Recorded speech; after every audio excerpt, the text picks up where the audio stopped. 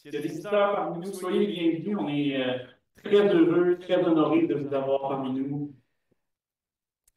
J'avais à cœur de commencer par un petit jeu quiz. Et j'avais même des chocolats à la pluie. Sauf que le temps a passé, puis... Mais là, on est en retard sur l'horaire. J'ai comme l'impression qu'on n'aura pas le temps de distribuer de chocolat. À moins qu'on fasse ça vite. OK, j'ai besoin de 3 volontaires. Est-ce qu'il y a une personne qui pense avoir assez retenu ce qu'on a enseigné il y a plusieurs mois sur le discours sur le pain de vie? Je te nomme Yves, à cause de ton animation de ce matin où tu en as parlé. Est-ce qu'on a un deuxième volontaire qui aurait retenu le sermon sur la marche de Jésus sur les eaux? Bon, OK, c'est toi, Richard, on n'a pas le temps de niaiser. Puis, un troisième volontaire pour le sermon du mois dernier sur le discours de Jésus sur le pain de vie. C'est Francis? Bon, les trois désignés, levez-vous. Les trois désignés, levez-vous. Et est-ce qu'on a un micro disponible? Non, on va faire ça comme ça. OK, on a un micro pour ça, c'est parfait. Merci pour l'organisation.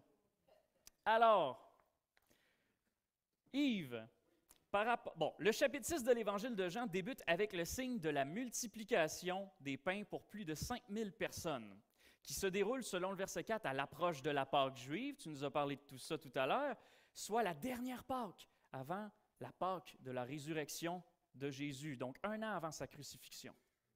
Question numéro 1. Il y aura 2 questions pour chacun de vous. Si vous en avez au moins une, vous avez votre chocolat. Question numéro 1. En nourrissant miraculeusement son peuple, Jésus annonçait qu'il pourvoirait une plus grande quoi, qu'il accomplissait un plus grand quoi et qu'il était lui-même un plus grand quoi? Non. Mais, t'es pas loin, je te dis pas que tu as tort encore. Il était une plus grande... il pourvoyait une plus grande quoi? T'es proche avec le pain, là. C'est juste un mot féminin à la place. Ah, c'est un mot féminin qu'il faut que je pense. Jésus pourvoyait une plus grande quoi? Ben, hein? Ah, je l'ai entendu par là. Ça commence à grouiller partout, là. Quoi? Oh, la manne. La manne, ben oui! Une plus grande manne. Oui, mais on fait du pain avec de la manne, en tout cas. Vas-y. Et donc, toutes les réponses viennent ensemble. Il pourvoyait une plus grande manne, il accomplissait un plus grand exode, et il est lui-même un plus grand... Sacrifice? Moïse. Moïse, ça, c'est vrai, Moïse. Mais ça vient tout ensemble, là. Ah ouais, OK. Correct. OK, tu as la question 2, là. Oui, OK, vas-y. Ça va être mieux, là. Quelle est la réaction des Galiléens suite au signe que Jésus a produit devant eux en multipliant les pains? Oui. Tu parles la de foule. Autre chose que tu ne veux pas savoir parce qu'ils t'ont tout abandonné après quand il a dit « Je suis le pain de vie, celui qui va manger mon corps. » Non? Tu vas trop loin dans le chapitre 6. Correct. Sur le coup, après avoir multiplié les pains, ça a été quoi leur réaction? Bien, ils ont voulu le mettre roi. Ils ont voulu le faire roi. Bravo! Tu peux venir chercher ce que tu veux. Richard, on passe à toi. Le même soir, Jésus envoie ses disciples en bateau traverser la mer de Galilée pour retourner à Capharnaüm, la ville où il résidait. Durant la nuit, tiens, je vais vous mettre la prochaine slide d'ailleurs si vous voulez faire de la petite révision, ça va vous aider. Durant la nuit, ses disciples sont pris dans une tempête et Jésus vient à leur rencontre en marchant sur la mer. Première question, qu'est-ce qu'il a dit à ses disciples qui sont dans le bateau? Ne vous inquiétez pas, c'est moi. C'est moi, n'ayez pas peur. Exactement. Ah. À la suite de quoi ses disciples voulurent le faire monter à bord. Question numéro 2. Lorsque Jésus leur dit « c'est moi », à quelle déclaration de Dieu dans l'Ancien Testament ça nous fait référence? Qu'est-ce que ça nous évoque? C'est moi. Je suis. Je suis. À la révélation de Dieu à Moïse à travers le buisson ardent, lorsque Dieu dit « Je suis celui qui est ». Dans le texte grec, c'est moi et je suis, c'est la même chose. Bravo!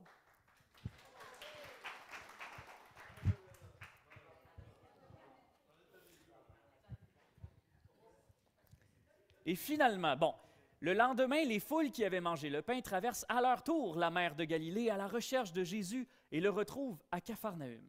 Ils lui demandent de donner d'autres pains, mais lui refuse, préférant leur enseigner à œuvrer non pas en vue de la nourriture qui se perd, mais en vue de la nourriture qui demeure pour la vie éternelle. Question 1.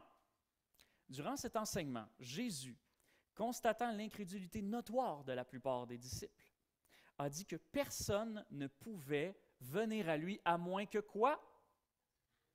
À moins que le Père ne l'ait appelé. À moins que le Père ne l'attire. L'attire. C'est ça. Et question 2. Qu'est-ce que Jésus voulait dire par « Celui qui mange ma chair et boit mon sang a la vie éternelle » ? Je passe. OK, je vais te donner un indice. C'est une métaphore, c'est une image. Manger sa chair et boire son sang, c'est une image. Une image qui représente quoi? Qui représente le sacrifice? Non. Non, pas la Sainte. À quoi ça correspond de manger sa chair et boire son sang? Cherche le plus simple. Manger sa chair et boire son sang. Cherche pas deux choses, cherche-en juste une. Cherche un verbe. La foi, croire. Oui, exactement. Croire, avoir la foi. Merci à tous nos valeureux participants. C'est donc aujourd'hui qu'on va aborder la dernière partie du ministère public de Jésus en Galilée, la fin du chapitre 6 de l'Évangile de Jean. C'est aussi un point tournant à l'intérieur de tout l'Évangile de Jean parce que c'est à ce moment-là qu'un très, très grand nombre des disciples de Jésus vont faire défection. Jusqu'à ce point-ci, dans l'Évangile, Jésus, il y avait la cote. Il était populaire. On le suivait pour des bonnes ou des mauvaises raisons, mais on le suivait. On était vraiment intéressé à savoir ce qu'il dit. Mais à partir de ce moment-là, et on a déjà vu que dans le chapitre 5, une opposition commençait graduellement à se lever à Jérusalem, mais à partir du chapitre 6, la fin du chapitre 6, Jésus va se retrouver presque tout seul. On va lire le texte ensemble. Jean chapitre 6, je vais lire à partir du verset 59 jusqu'au verset 71. Voilà ce qu'il dit alors qu'il enseignait dans la synagogue à Capharnaüm. Après l'avoir entendu, beaucoup de ses disciples dirent « Cette parole est dure. Qui peut l'entendre? » Jésus, sachant que ses disciples maugréaient à ce sujet, leur dit « Est-ce là pour vous une occasion de chute? Et si vous voyez le Fils de l'homme monter là où il était auparavant? C'est l'Esprit qui fait vivre. La chair ne sert de rien. Les paroles que moi, je vous ai dites, sont esprit et sont vie. Mais il en est parmi vous quelques-uns qui ne croient pas. Car Jésus savait depuis le commencement qui étaient ceux qui ne croyaient pas et qui était celui qui le livrerait. Et il disait, c'est pourquoi je vous ai dit que personne ne peut venir à moi si cela ne lui est donné par le Père. Dès lors, beaucoup de ses disciples s'en retournèrent. Ils ne marchaient plus avec lui. Jésus dit donc aux 12, « Et vous, voulez-vous aussi vous en aller? » Simon-Pierre lui répondit, « Seigneur, à qui irions-nous? Tu as des paroles de vie éternelle. Nous avons cru et nous avons connu que c'est toi qui es le Saint de Dieu. » Jésus leur répondit, « N'est-ce pas moi qui vous ai choisi, vous les 12? Pourtant, l'un de vous est un diable. » Il parlait de Judas, fils de Simon Iscariote, car c'était lui qui allait le livrer, lui, l'un des 12. Prions.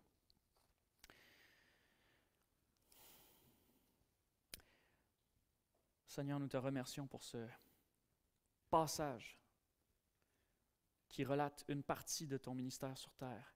Nous te remercions pour les richesses qui y sont contenues, pour la grandeur, la beauté de ta parole, et te prions ce matin d'inspirer nos cœurs, d'ouvrir grand nos oreilles, les oreilles de notre chair, mais aussi les oreilles de notre cœur, afin de bien recevoir ce que tu as préparé pour nous. Fais-nous grandir dans la foi aujourd'hui. Fais-nous grandir en compréhension de qui tu es et en amour pour ton saint nom. Au nom de Jésus. Amen. Notre texte d'aujourd'hui commence abruptement par cette accusation. Cette parole est dure. Qui peut l'écouter ou l'entendre? Nous allons donc diviser le message d'aujourd'hui simplement en 2 points. Premièrement, nous allons voir ensemble quelle est cette fameuse parole dure qui insupportait tant les disciples de Jésus. Et ensuite, nous allons voir 3 exemples de réponses possibles à cette parole dure que le texte nous montre.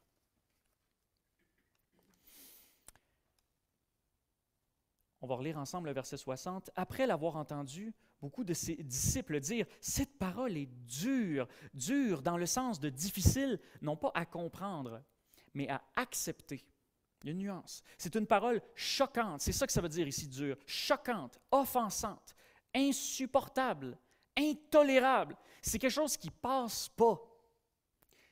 Qui peut l'entendre? C'est-à-dire, qui peut l'écouter en vue d'y obéir?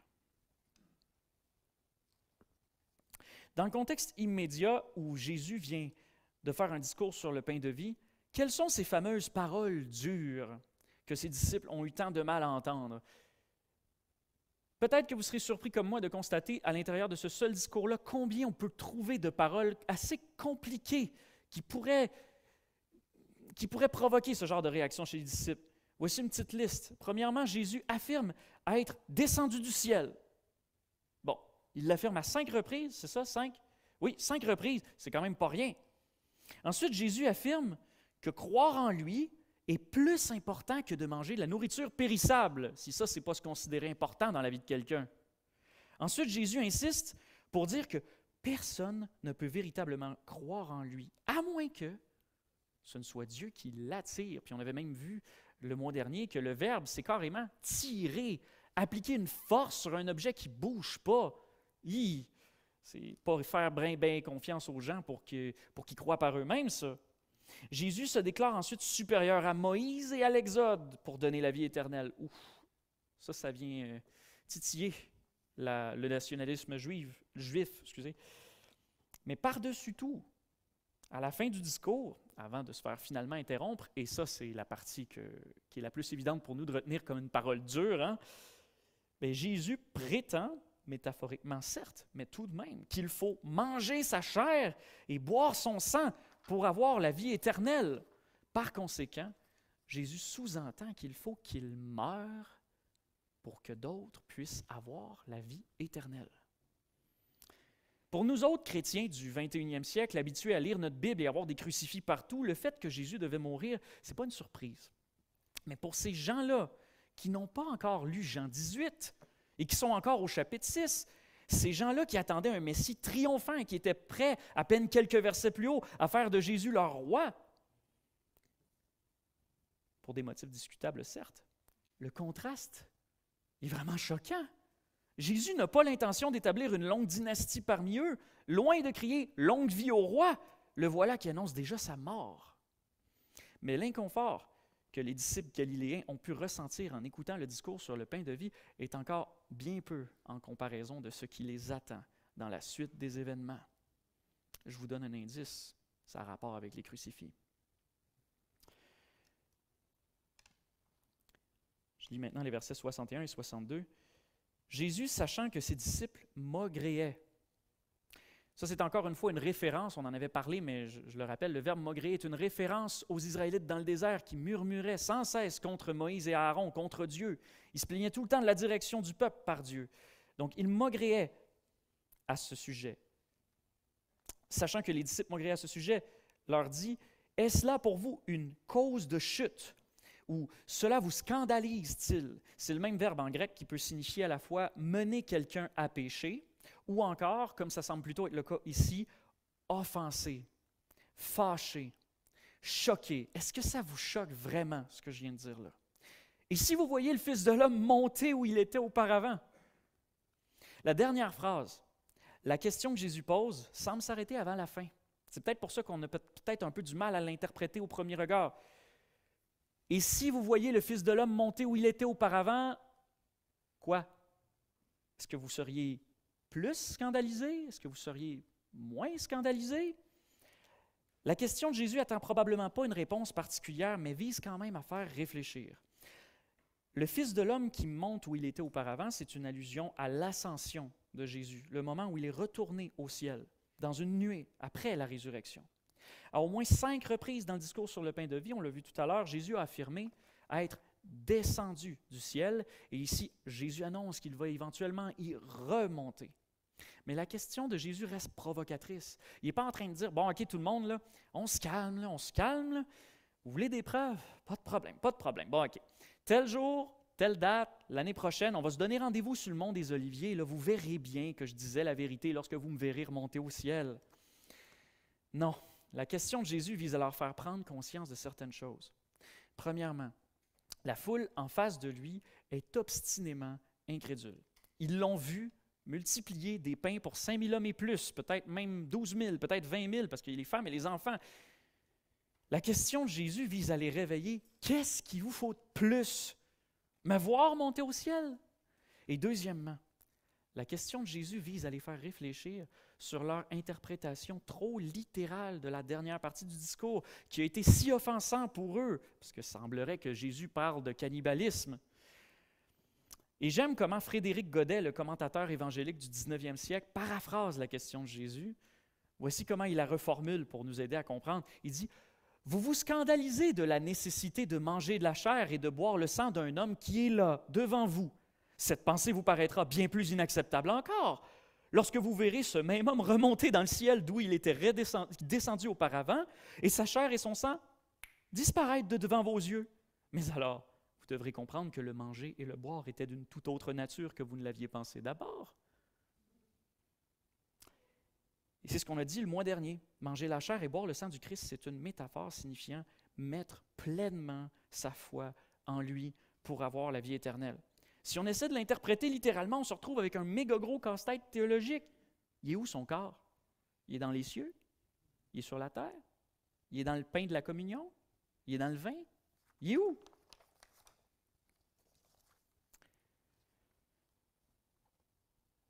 Certaines paroles de Jésus, si on ne prend pas le temps de les étudier comme elles le méritent, bien sûr, vont effectivement nous paraître choquantes ou offensantes. J'en ai quelques-unes ici sur ma feuille. Mais ça ne se limite pas au discours de Jésus sur le pain de vie, comprenez-vous, et ce n'est pas juste offensant pour les Galiléens d'il y a 2000 ans. Même pour nous aujourd'hui, c'est des paroles qui peuvent sembler dures. En voici quelques-unes. « Si quelqu'un veut venir à ma suite, qu'il se renie lui-même. » Ça ne va pas un peu à contre-courant de ce qu'on entend aujourd'hui? « Accepte-toi tel que tu es. » Non, qu'il se renie lui-même, qu'il se charge chaque jour de sa croix et qu'il me suive. Car quiconque voudra sauver sa vie la perdra, mais celui qui perdra sa vie à cause de moi la sauvera. Est-ce que Jésus nous entraînerait vers une sorte de c'est quand même pas être des kamikazes ou ce qui nous enseigne à viser le martyr? Regardez, un bon exemple de prendre une parole de Jésus hors de tout contexte, puis juste dire ça aux gens pour voir comment ils vont réagir. Jésus a littéralement dit en Luc 12, 49, « Je suis venu mettre un feu sur la terre comme je voudrais qu'il soit déjà allumé. » Je ne vous donne pas d'explication. Allez faire des études. Je vous taquine ici. Je vous dis ces versets-là parce que c'est sûr que si on les prend hors contexte, les paroles de Jésus peuvent toujours être choquantes. Poursuivons. Ne pensez pas que je sois venu apporter la paix sur la terre. Je ne suis pas venu apporter la paix, mais l'épée. Car je suis venu mettre la division entre l'homme et son père, entre la fille et sa mère, entre la belle-fille et sa belle-mère. Et l'homme aura pour ennemi les gens de sa maison. Jésus était violent. Ça se peut pas. Celui qui me préfère père ou mère n'est pas digne de moi. Celui qui me préfère fils ou fille, plus que moi, n'est pas digne de moi. Ainsi donc, quiconque d'entre vous ne renonce pas à tous ses biens ne peut être mon disciple. Mais Jésus n'a sûrement pas dit ça. Ça doit être une erreur de traduction. Les disciples, ça je l'aime bien celle-là, Marc 10, 24, 25. Les disciples étaient effrayés par ces paroles. Mais Jésus reprit, « Mes enfants, qu'il est difficile d'entrer dans le royaume de Dieu. » Elle est là la bonne nouvelle du royaume de Dieu. Qu'il est difficile d'entrer dans le royaume de Dieu. Il est plus facile à un chameau de passer par le trou d'une aiguille qu'à un riche. Gros péché, ça, être riche, d'entrer dans le royaume de Dieu. Puis là, on entre maintenant dans les phrases narcissiques, bien sûr. Jésus leur dit « Amen, amen, je vous le dis, avant qu'Abraham vienne à l'existence, moi, je suis. » Moi et le Père, nous sommes un. Jésus lui dit, c'est moi qui suis le chemin, la vérité, la vie. Personne ne vient au Père que par moi. Ouf. Pris hors contexte, il a l'air de quoi, Jésus? Ah, j'en ai une pour vous. Celle-là, on l'aime. Je suis doux et humble de cœur. Bon, il a dit qu'on peut juste venir au Père que par lui, mais il est doux et humble de cœur. Cette phrase-là, on aime la mémoriser. Mais est-ce qu'on aime la mémoriser au complet? Parce que si mon souvenir est bon, ce n'est pas juste ça qu'il dit. Non, il dit, prenez sur vous mon joug et laissez-vous instruire par moi. Il prend de l'autorité, là. Car je suis doux et humble de cœur. Et vous trouverez le repos de vos âmes. Car mon joug est bon et ma charge légère. Il est humble, mais est-ce qu'il est humble dans le sens qu'on l'entend? Et enfin, une petite dernière pour retourner à ce qu'on a déjà vu dans l'Évangile de Jean. Jésus leur répondit, « Détruisez ce temple et en 3 jours je le relèverai. » Mais le temple dont il parlait, lui, c'était son corps. Quand donc il fut ressuscité des morts, ses disciples se souvinrent qu'il disait cela et ils crurent l'Écriture et la parole que Jésus avait dite. Il y a bien des choses que Jésus a dites qui le ferait lyncher s'il les disait dans le Canada d'aujourd'hui. Il y a quelques années, il y a eu une grosse polémique dans l'actualité par rapport à l'utilisation des mots qu'on fait. Il y a une grosse polémique en particulier à propos de ce que nos médias ont baptisé le fameux mot en haine. Est-ce que ça dit quelque chose? Le mot en haine, c'était au point où on renvoyait des professeurs d'université qui avaient commis le péché impardonnable d'enseigner l'usage historique du mot nègre et qu'on demandait même de censurer dans les médias tous les titres d'œuvres littéraires ou autres qui comportaient ce mot.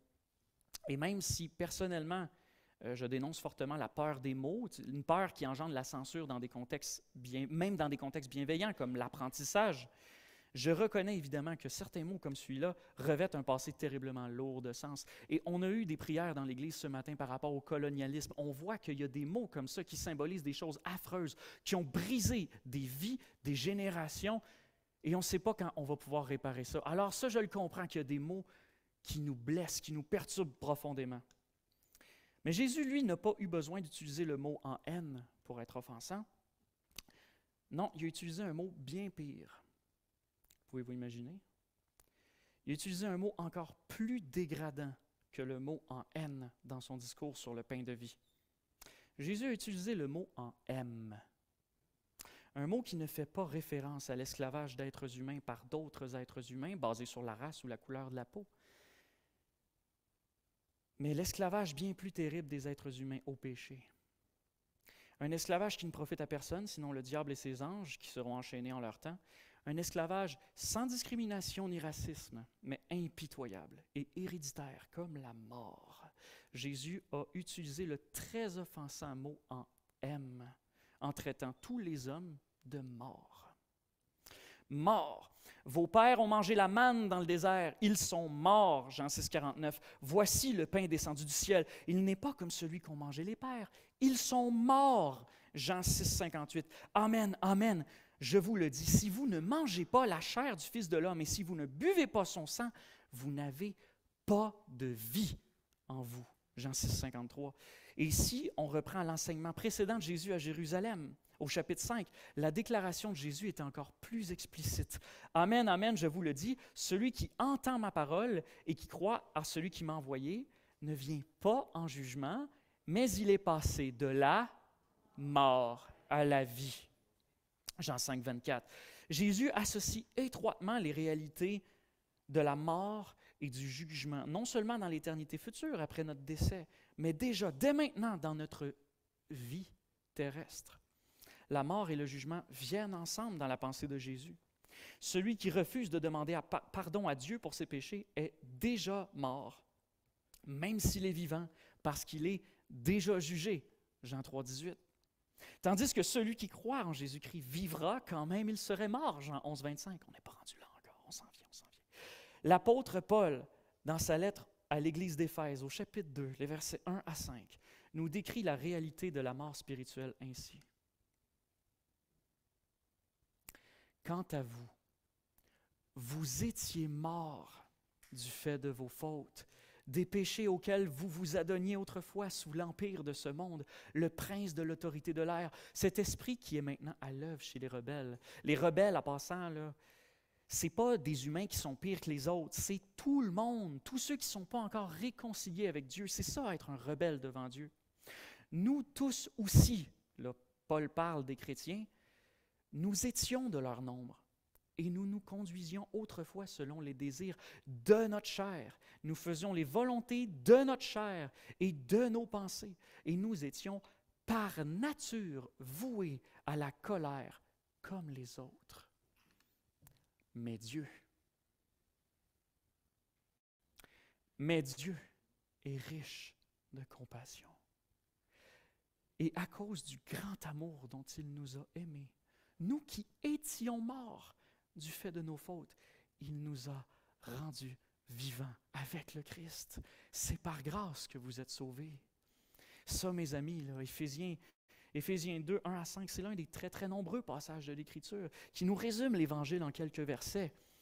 Et est-ce que vous voyez quelque chose d'offensant là-dedans? Quelque chose qui dérangerait quelqu'un qui l'entendrait, par exemple, pour la première fois? Je vous pose la question. Est-ce qu'il y a quelque chose d'offensant là-dedans? Exactement. Bien sûr qu'il y a quelque chose d'offensant. Bien sûr que ça a de quoi déranger. Paul, il appelle un chat un chat. Il constate le mal que les hommes font irrésistiblement jour après jour, les uns envers les autres, envers eux-mêmes ou envers Dieu, soit par leur pulsion, soit par leurs mauvaises intentions. Et il nous décrit là l'esclavage du péché, des gens qui sont morts spirituellement tout en croyant être vivants, des gens qui pensent et qui agissent sans Dieu dans leur cœur et qui attendent sans jamais pouvoir l'éviter le jugement final, coupable. C'est extrêmement offensant. Si je devais vous présenter l'Évangile, puis que je vous disais, l'Évangile, c'est Dieu qui vous aime, est-ce que ça vous offenserait? Ben, a priori, ça offenserait pas grand monde.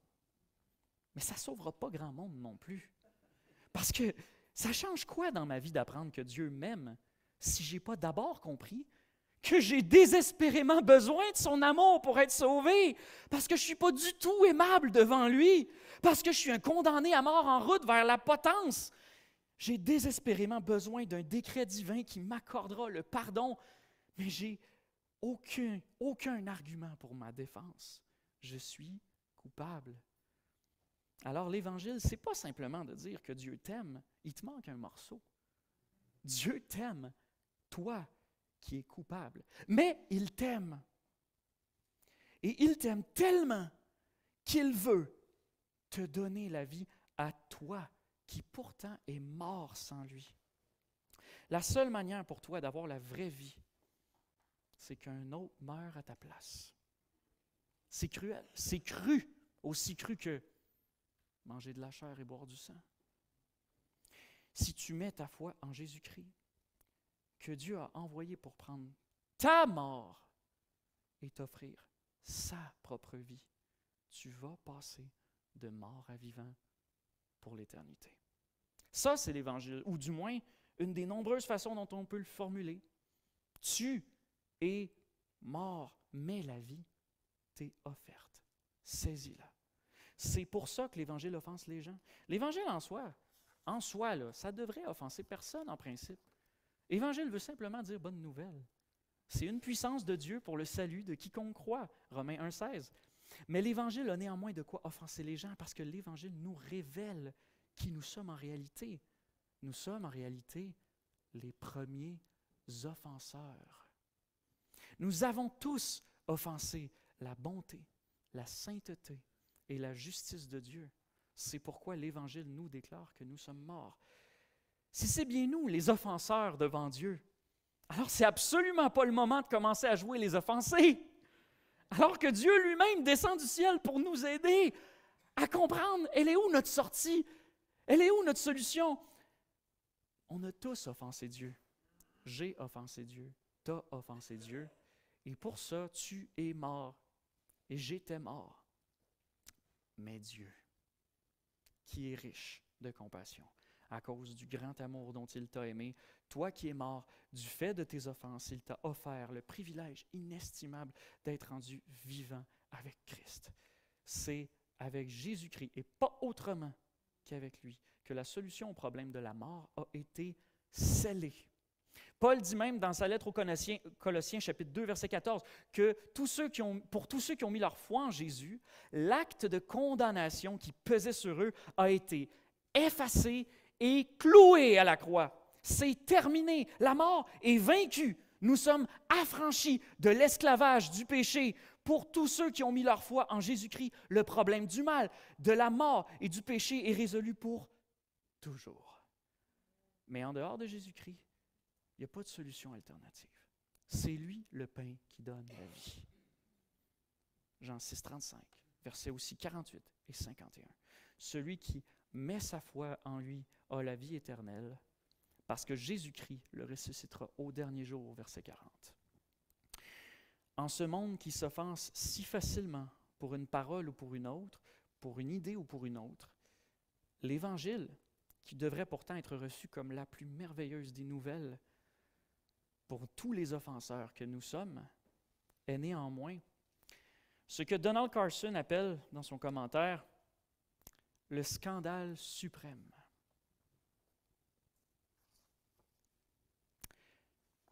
Il appelle ça, je dis juste la fin de la citation, la manière dont les hommes et les femmes répondent à ce scandale suprême détermine leur destinée.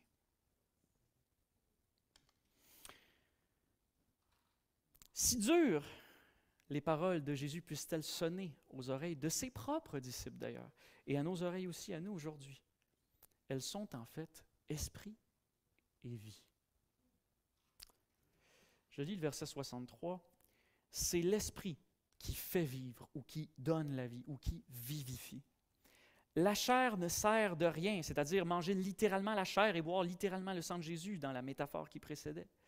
Les paroles que moi je vous ai dites, c'est-à-dire tout l'enseignement de Jésus dans son ensemble, pas juste les dernières paroles, les paroles que moi je vous ai dites sont esprit et sont vie. Ici, il y a une opposition entre la chair et le sang d'un côté et l'esprit et les paroles de Jésus de l'autre. Et ce qui les oppose, c'est la capacité à donner la vie. La chair et le sang ne donnent pas la vie, ce sont des images que Jésus a employées pour décrire comment obtenir la vie, c'est-à-dire par la foi en lui. On en a déjà beaucoup parlé dans notre étude sur le pain de vie, mais Jésus ajoute une précision. C'est l'esprit qui donne la vie. Le don de la vie par l'Esprit de Dieu, c'est rien de nouveau là, dans le début, dans les textes des Évangiles, dans le Nouveau Testament, c'est rien de nouveau. C'est une réalité présente dans tout l'Ancien Testament. Dès la Genèse, Dieu crée le monde par sa parole. Dieu dit que la lumière soit et elle fut. Il dit « faisons l'homme à notre image » et pouf, nous voilà. En Genèse 2,7, Dieu donne la vie à l'homme en soufflant son esprit dans ses narines. Et plus tard, Moïse enseigne à ses compagnons israélites que l'homme ne vivra pas de pain seulement, mais de toute parole qui sort de la bouche de Dieu. Deutéronome 8,3. Encore plus tard, les prophètes parlent de la venue de l'Esprit de Dieu dans la vie des croyants. C'est ce que Jésus vient accomplir justement. Et je vous reconduis pour cela en Jérémie 31, Ézéchiel 11 et Ézéchiel 37, des chapitres dont nous avons brièvement parlé lorsque nous avons parlé en particulier de l'entretien entre Jésus et Nicodème, qui portait sur la nouvelle naissance. Les paroles de Jésus sont à la fois esprit et vie. Le texte grec utilise le verbe être 2 fois. Les paroles que moi je vous ai dites sont esprit et sont vie. Elles sont esprit parce que c'est muni de l'Esprit de Dieu que Jésus parle. Au moment de son baptême, qui représente le début de son ministère d'enseignement, l'Esprit est descendu sur Jésus, Jean 1, 32, et aussi dans tous les autres évangiles. Mais par la suite, lorsque Jésus sera remonté au ciel, l'Esprit sera donné à tous les croyants.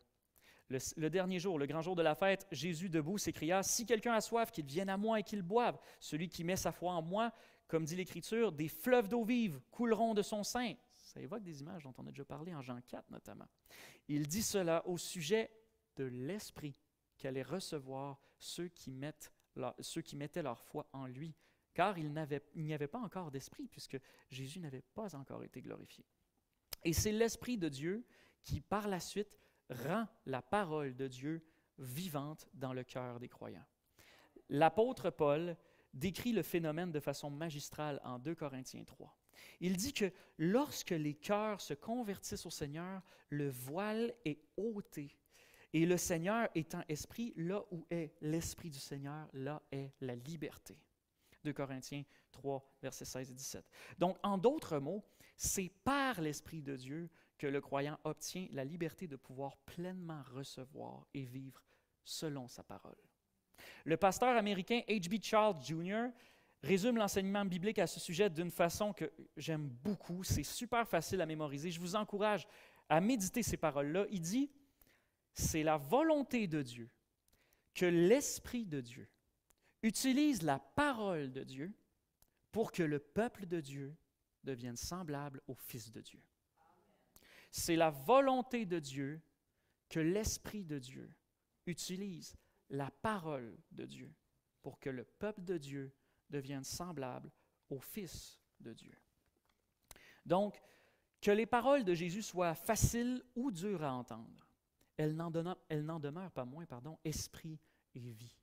Si on rassemble tout ce qu'on a appris ensemble jusqu'ici dans les discours de Jésus, à Nicodème en Jean 3, donc sur la nouvelle naissance, à la femme samaritaine en Jean 4, sur l'adoration en esprit et en vérité, aux Juifs de Jérusalem en Jean 5, sur l'autorité de Jésus pour donner le jugement et la vie éternelle, et aux disciples galiléens finalement en Jean 6, le pain de vie, on sait maintenant, et ça devrait être assez clair depuis le temps, que les deux, l'esprit et la vie, s'obtiennent par la foi en Jésus-Christ.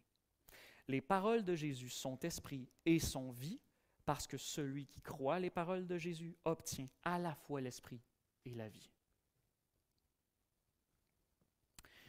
On va voir maintenant 3 réponses différentes qui nous sont présentées dans le texte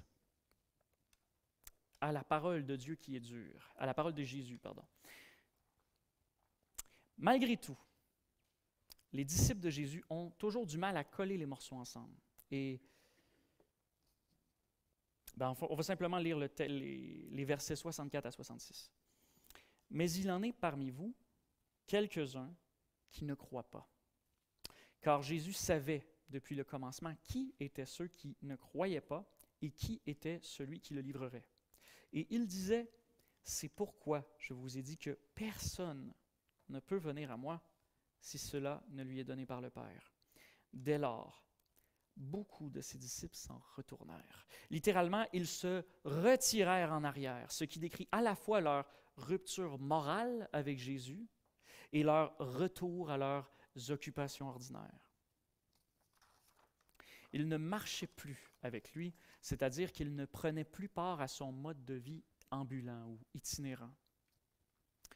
Ce qui est triste de constater dans ce texte, c'est que le texte ne nous dit pas que beaucoup des curieux se détournèrent, ou que beaucoup des spectateurs se retirèrent, ou que des simples foules de suiveux superficiels le quittèrent. Le texte parle de disciples, le même mot que pour les 12. Ce ne sont évidemment pas des disciples authentiques, puisqu'ils s'en vont, mais l'ironie dramatique reste forte. Je vous rappelle qu'à l'échelle de l'Évangile de Jean, le chapitre 6 marque un point tournant pour la popularité du ministère de Jésus dans la progression du récit. Le terme « disciple », selon Frédéric Godet, désigne ici des gens qui s'étaient attachés à Jésus, qui le suivaient habituellement et qui avaient rompu avec leurs occupations ordinaires pour pouvoir l'accompagner. C'était du milieu d'eux que Jésus avait, peu de temps auparavant, choisi les 12. Ce sont des gens qui s'étaient personnellement engagés à suivre Jésus. Ils avaient clairement une sorte de foi, même si le récit nous révèle que ce n'était pas la bonne. Ils avaient fondé d'énormes espoirs en Jésus.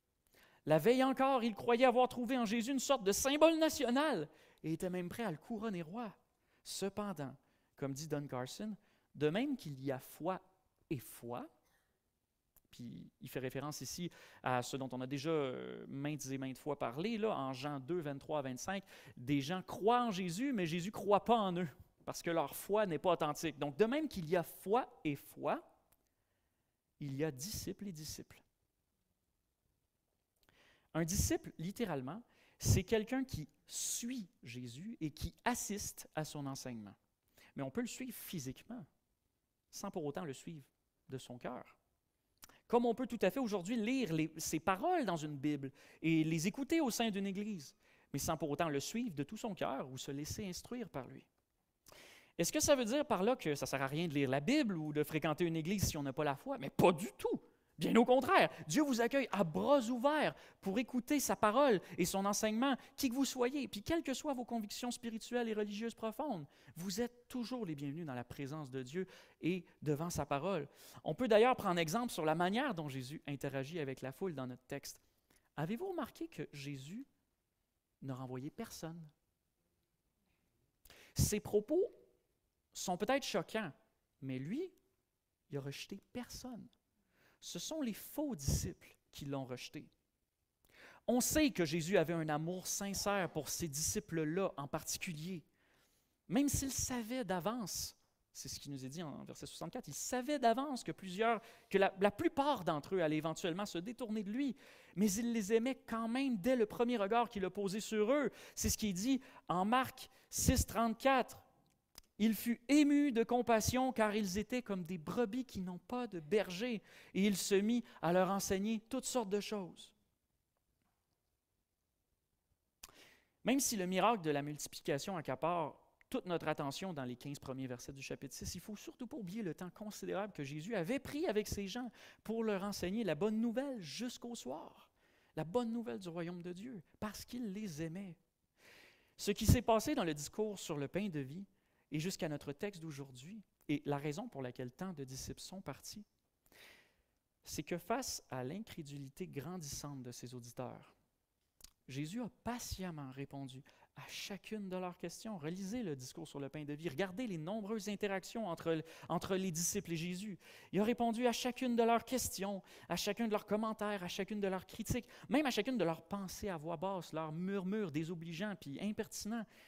Et il a toujours répondu patiemment avec toujours plus de vérité.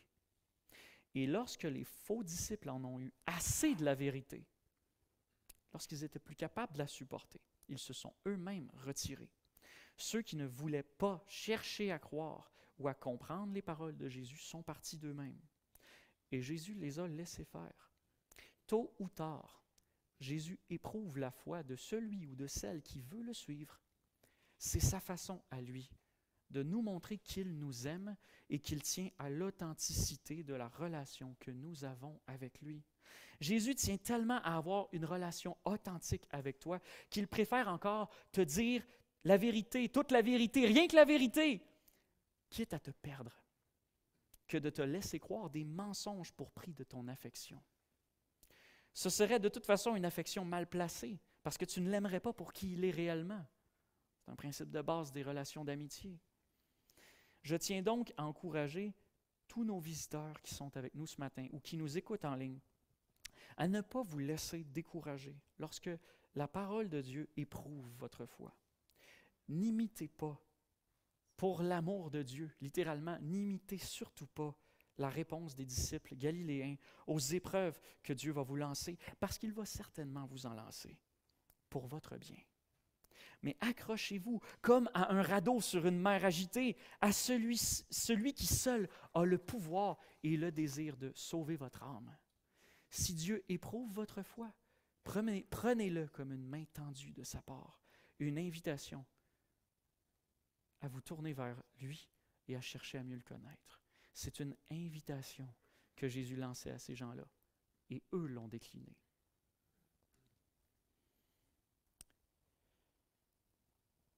On va voir maintenant la réponse de Pierre et des 12 à cette parole dure de Jésus. Jésus dit donc aux 12, verset 67, et je vais lire jusqu'à la moitié du verset 70. Jésus dit donc aux 12, « Et vous, voulez-vous aussi vous en aller? » Et ici, il ne faut pas voir la question de Jésus comme une question défaitiste ou plaintive. Dans la langue grecque, ça c'est quelque chose de vraiment amusant. Toute question formulée au négatif est munie d'un mot qui nous donne un indice sur est-ce que la réponse attendue est positive ou négative. On peut savoir la réponse, on peut savoir c'est quoi le but d'une question négative. En français, c'est plus touché. Il faut suivre plus d'indices. Mais ici, la question de Jésus est posée au négatif. D'ailleurs, dans la traduction en française, on la voit au positif. Il dit « Voulez-vous aussi vous en aller? » Mais en grec, littéralement, sa question, c'est « Ne voulez-vous pas partir, vous aussi? » Et la réponse attendue est « Non ». Jésus sait très bien qu'ils n'ont pas l'intention de partir.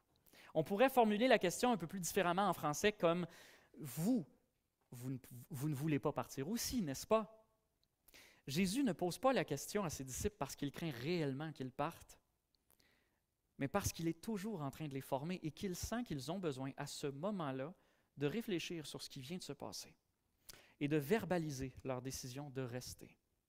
Comme dit Don Carson, ils ont davantage besoin de répondre que lui d'entendre une réponse. Simon-Pierre lui répondit donc, verset 68, « Seigneur, à qui irions-nous? » Ce qui fait référence ici à l'idée de se trouver un autre rabbi, un autre maître, un enseignant juif qui enseignerait, par exemple, d'autres vérités de la vie. Vers qui irions-nous? Tu as des paroles de vie éternelle. Même si la plupart des traductions françaises vont ici traduire « tu as les paroles », le grec dit bien « des paroles », non « les paroles ». Nous avons cru et nous avons connu que c'est toi qui es le Saint de Dieu. Jésus leur répondit, « N'est-ce pas moi qui vous ai choisi? » C'est le même verbe en grec que pour « élire », n'est-ce pas moi qui vous ai élus, vous les 12? Voici comment Frédéric Godet décrit ce moment solennel dans la vie des apôtres. Il dit, « Pierre se hâte de prendre la parole, et peut-être sans s'inquiéter de savoir si son sentiment est partagé par tous ses collègues, il se fait leur organe. C'est exactement le Pierre des synoptiques et des actes, le hardi confesseur. » J'aime beaucoup cette expression, le hardi confesseur, ça décrit si bien Pierre, impulsif mais zélé en même temps et sincèrement désireux de faire ce qu'il faut faire. Simon-Pierre lui dit, « Seigneur, à qui irions-nous? Tu as les paroles de vie éternelle. » Au verset 63, tu as des paroles de vie éternelle. Moi aussi, je suis influencé par les nombreuses traductions qu'on voit. Au verset 63, Jésus avait dit « les paroles que moi je vous ai dites sont esprit et vie », non pas des paroles ou certaines paroles. Jésus était spécifique.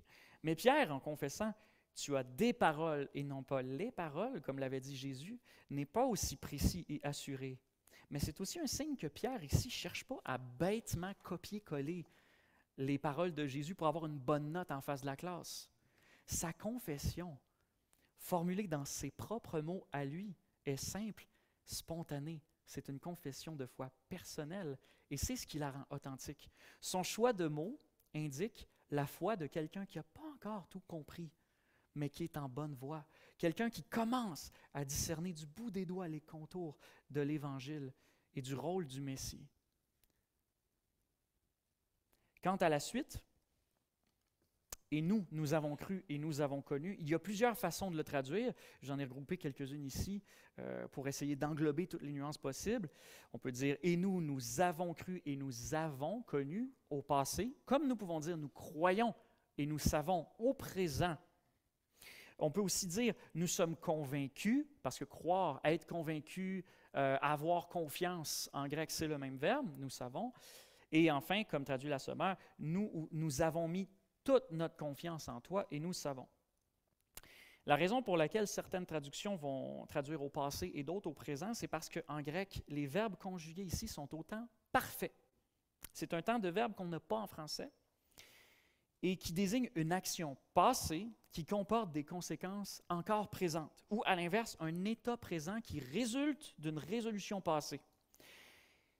Dans le contexte ici, Pierre veut simplement dire que leur foi présente est ferme parce qu'elle repose sur une résolution passée. Pour citer encore une fois le commentaire de Frédéric Godet, j'ai beaucoup pioché dans son commentaire, j'ai beaucoup apprécié. Les verbes au parfait, nous avons cru connus, indiquent des faits désormais acquis et sur lesquels il n'y a plus à revenir. Jésus peut prononcer devant eux les choses les plus étranges, n'importe. La foi qu'ils ont en lui et la connaissance qu'ils ont de lui leur font d'avance tout accepter. Bon, tout accepter, certainement pas dans le sens de tout accepter sans poser de questions, hein, parce que comme on l'a vu à nombreuses reprises dans les évangiles, où les disciples sont parfois eux-mêmes très choqués, très incertains ou inquiets par rapport au sens des paroles de Jésus. Mais ce qui est sûr, c'est qu'ils acceptent à la base toute parole de Jésus comme étant vraie, qu'ils comprennent son sens ou non, qu'ils soient à l'aise avec ou non. Ils reçoivent les paroles de Jésus comme vraies parce qu'ils savent que Jésus parle vrai, si vous me permettez l'expression. Mais qu'est-ce qu'ils croient et savent donc? Sensiblement la même chose qu'en Jean 17,8, justement, que Jésus est le Saint de Dieu. Est-ce que j'ai Jean 17,8? Je crois que je vous ai enlevé la référence parce que je coupais dans mon sermon, mais en Jean 17,8, on a encore une fois un texte biblique, vous pouvez aller le consulter plus tard, où on a encore une fois les verbes croire et savoir intrinsèquement liés ensemble, et pour l'évangéliste Jean, ces deux mots très reliés. Mais qu'est-ce qu'ils croient et savent donc? C'est que Jésus est le Saint de Dieu. C'est une expression assez vague, assez large. Ce n'est pas un titre messianique en soi. Mais ça signifie en gros que Jésus a été sanctifié, consacré, mis à part. C'est tout le même mot. Mis à part pour une tâche précise. En d'autres mots, ils reçoivent Jésus comme celui qui a été envoyé par Dieu lui-même pour donner ses paroles au monde. C'est d'ailleurs comme ça que traduit le sommaire, le Saint envoyé de Dieu, ici, en Jean 10, 36. Ça résume ce qu'on dit de façon explicite. Je m'excuse, on n'aura pas le temps de présenter tous les autres passages.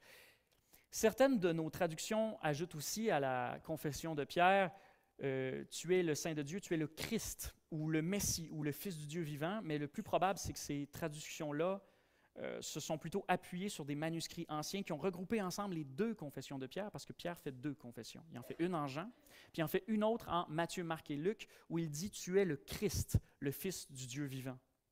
Donc, certains manuscrits vont les mettre un peu ensemble, mais le plus probable, c'est qu'ici, il a simplement dit « le Saint de Dieu ». Cette confession-ci, venant avant l'autre, c'est un indice que la compréhension de Pierre a lentement grandi pour pointer vers le fait que Jésus est en fait le Messie.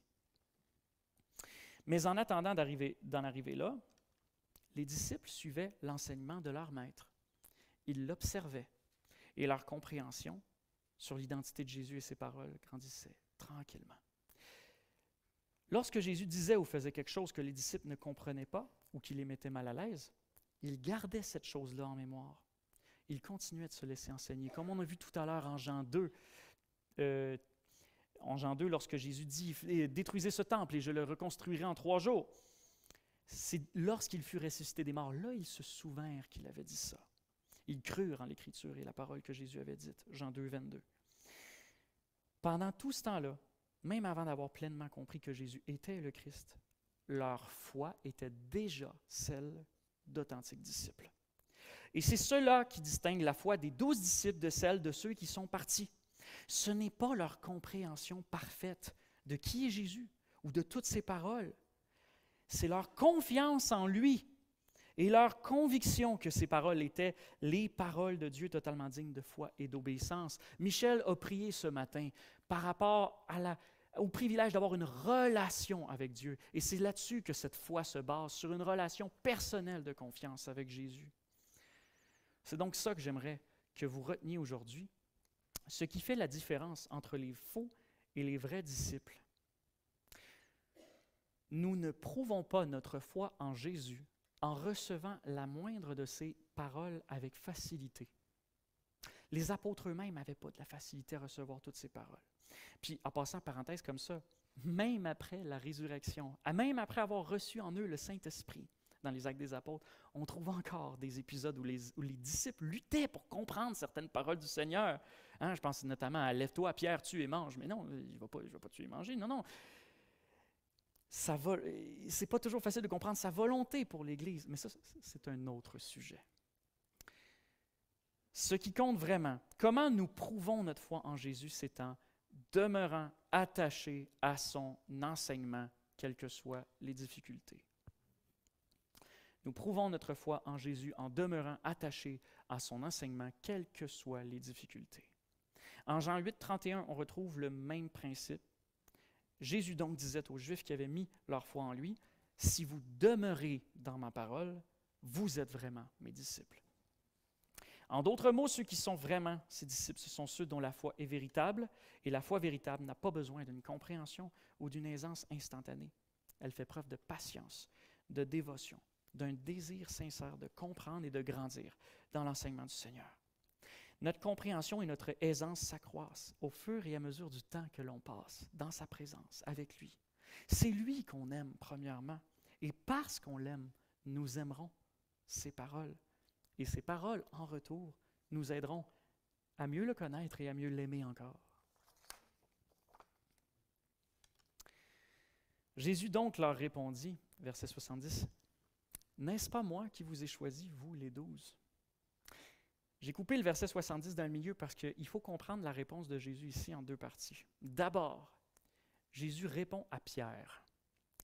Même si les affirmations de Pierre, le hardi confesseur, sur les paroles de Jésus et sur sa provenance divine étaient tout à fait justes, Jésus va néanmoins calmer un peu ses ardeurs. Comme dit Don Carson, la manière dont Pierre s'exprime semble quelque peu prétentieuse. Dans le texte grec, Pierre utilisait un pronom emphatique, « nous ». Nous, là, nous avons cru. Contrairement à eux, là, nous avons cru et nous avons connu. Comme si lui et ses compagnons étaient au-dessus de ces disciples inconsistants qui venaient de s'éloigner, supérieurs, du moins en perspicacité. On pourrait presque croire que par ses paroles, Pierre fait une faveur à Jésus. Mais Jésus ne laisse subsister aucun soupçon de prétention humaine. En fin de compte, ce ne sont pas les 12 qui ont choisi Jésus, c'est lui qui les a choisis. Le plus important, c'est important de se le rappeler, on doit tout à Jésus pour avoir eu le privilège de le rencontrer et d'avoir foi en lui. Ça rejoint aussi totalement l'enseignement de Jésus sur le pain de vie lorsqu'il disait que personne ne peut venir à lui si Dieu ne l'attire. Et comme nous l'avions noté la dernière fois, et je le répète, c'est un constat qui devrait nous pousser d'autant plus à l'action de grâce et à la reconnaissance de ce que Dieu a fait pour nous. La réponse de Judas à cette parole. Jésus leur répondit, « N'est-ce pas moi qui vous ai choisi, vous les 12? Pourtant, l'un de vous est un diable. » Certaines traductions traduisent un démon, mais c'est bel et bien le mot « diable » qui est dans le texte. Il parlait de Judas, fils de Simon Iscariote, car c'était lui qui allait le livrer. Lui, l'un des 12. La précision ici à la fin, lui, l'un des 12, est exclamative. Plus que n'importe quelle des paroles du texte de Jean 6, il est là le plus gros des scandales. L'un des 12 apôtres qui a connu le Sauveur du monde dans son cercle intime, qui l'a suivi partout, jour et nuit, qui a eu un accès illimité à son enseignement, à sa parole, qui a lui-même proclamé la bonne nouvelle du royaume de Dieu de ville en ville, si on en croit Matthieu 10, où Jésus envoie les 12 apôtres. Je ne le lirai pas avec vous, mais c'est là. Lui-même qui a proclamé la bonne nouvelle du royaume de Dieu, lui-même qui a reçu de la part de Jésus le pouvoir de guérir les malades, de ressusciter les morts, de purifier des lépreux, de chasser des démons. Lui qui a côtoyé de très très près le Saint de Dieu, il était un diable. Le mot diable peut nous apparaître effrayant et nous faire poser la question de savoir si Judas était plus sévèrement un possédé de Satan que tous les démoniaques qu'on peut croiser dans les évangiles. Mais ici, je ne veux pas m'attarder à ça parce que, de un, on va y revenir de toute façon à Judas au fil des textes de l'évangile de Jean. Mais ce sur quoi je veux vraiment plutôt insister, c'est qu'avant, ce que je veux surtout insister par rapport au rôle que Satan a joué dans la vie de Judas, C'est sur une frise chronologique dans le ministère de Jésus. On est où?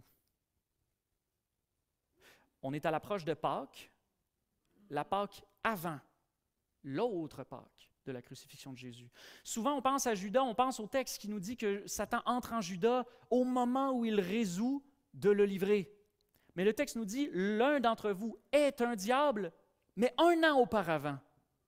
Satan œuvrait en Judas depuis belle lurette. On ne sait pas depuis quand, en fait, mais on sait que c'est au minimum à partir de 1 an avant sa trahison. Alors, ce sur quoi je veux insister, ce n'est pas tant est-ce que Judas est un possédé ou non, c'est surtout Judas est un pécheur non repentant, avant tout.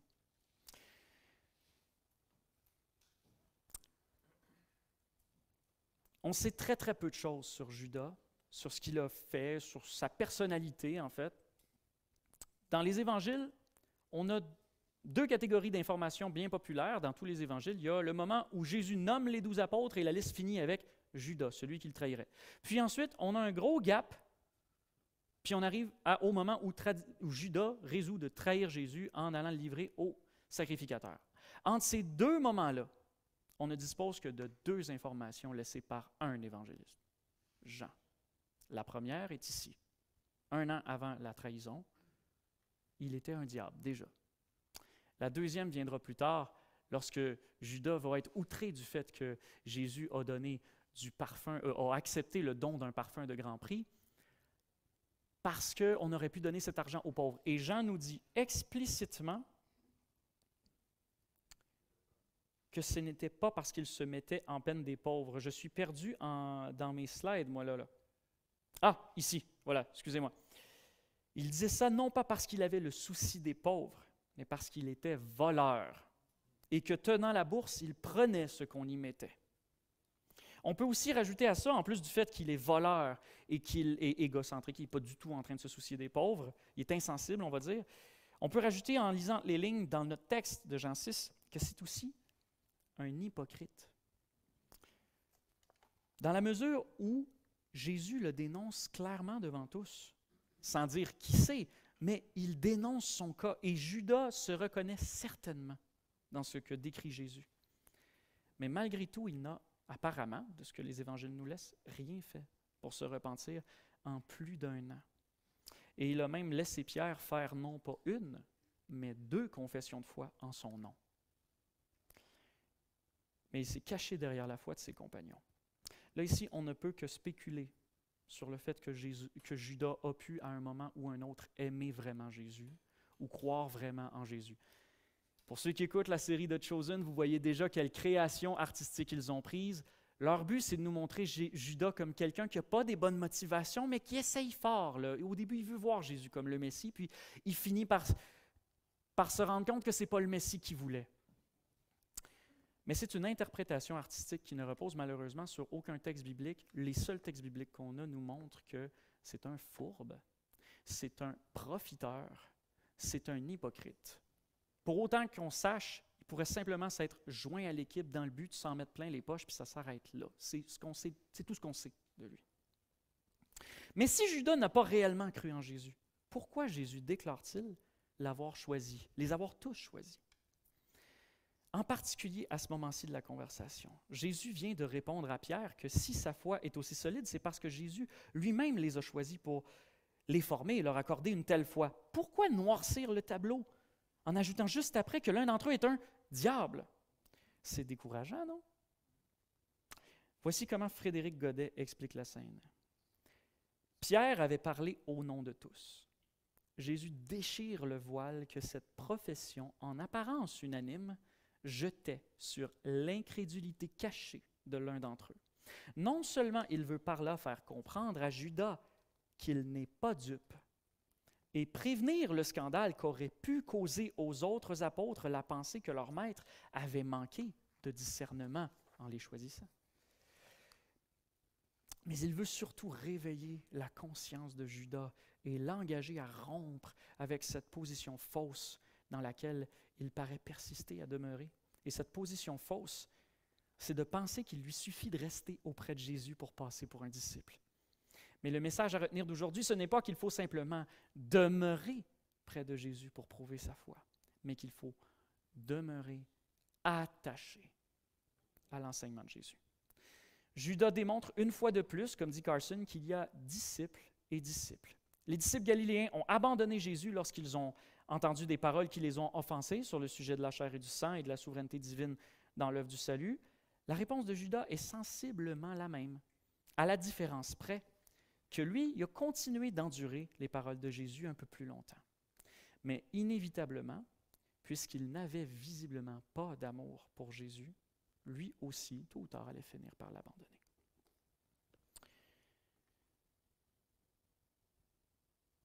Je vois qu'il me reste peu de temps ici. Je vais donc conclure immédiatement en prière.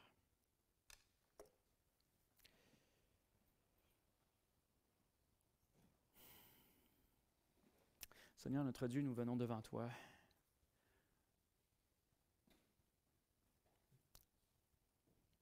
Pour te remettre nos cœurs.